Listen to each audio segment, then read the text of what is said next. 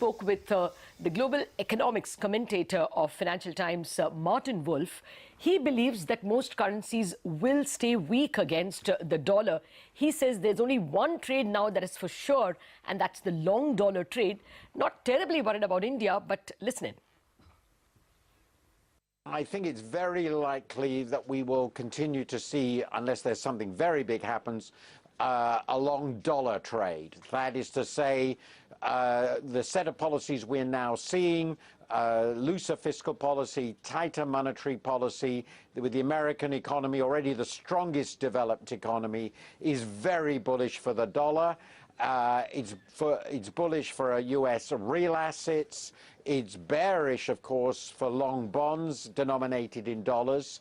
And that is likely to mean that most other currencies will remain weak against the dollar.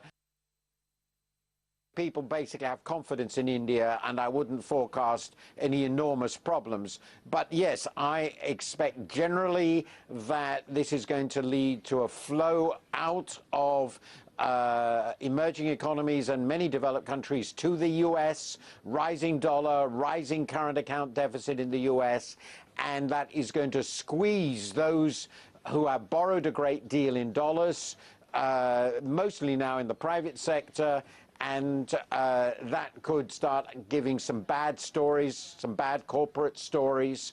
I don't know enough about the details, and that could emerge. But I remain rather bullish about India. The rise in the dollar and the fall in bond prices, the rise therefore in bond yields, are themselves contractionary changes. So they are disinflationary and contractionary. And that is one reason why one could reasonably question whether it made sense actually to raise interest rates. And for that reason, I myself would have favored not raising rates now. Okay, so you would favor not raising